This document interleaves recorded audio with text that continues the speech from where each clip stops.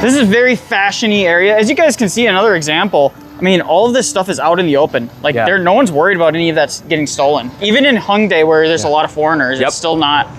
Dude, I've been traveling a bit this past week, going from place to place, bringing all my bags. Yeah. And I literally leave my bag just unattended. I put my phone down to grab a spot.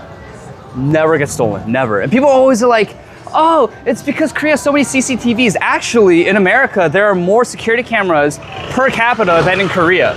Yeah. So it's not a security camera thing. It's a people thing. It's a culture thing. Yeah. And in America, we reward and subsidize people for crime, especially if they're black or brown.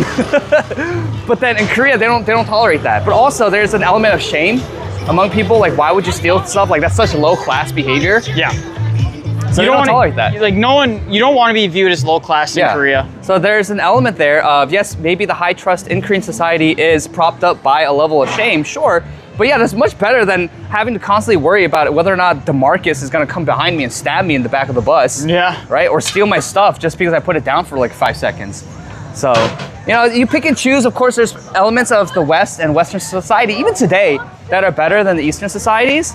I'm not gonna just say that Korea is some paradise, because there's a lot of problems in Korea too. Yeah. But at the same time, there are certain things that we can all acknowledge, and it's not hateful to say that some cultures are better than others, and the people who shape those cultures are the people, right? The things that shape the culture are the people.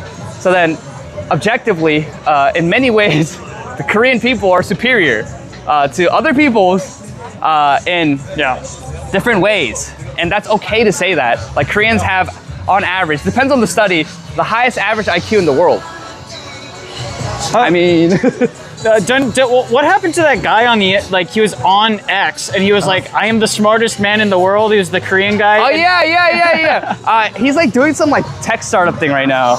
And he seems like a cool guy. He follows me. So I'm not gonna bash him or anything. No, it's funny because that was his big thing, and he just kept on saying it. And then like every single tweet is like, as the man with the highest IQ in the world, as the man with the highest IQ in the world. That's just like, but that, by the way, that's like a cultural thing, guys. So a lot of people are like, is he bragging? That's not really that's just him, like, in Korea, that's just stating facts. Yeah, like, you just state, like, it's all contextual. So in English, he's providing context to everything, right? Yeah. Well, the thing is, subtext is implied in Korea. Right. Well, the thing is, in Korea, it's a very title-driven culture.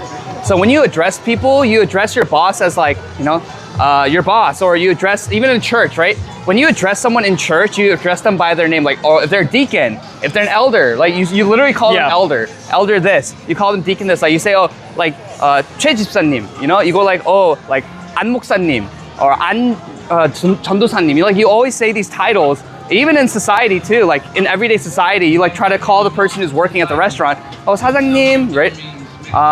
Even like if you don't have a title per se, you just say like 형제님, like brother. So like it's a very title-driven culture, and so in that way, it's like, oh, he's like not really bragging as much as it is just like stating like, this is my title, and this is like what I claim to be my title.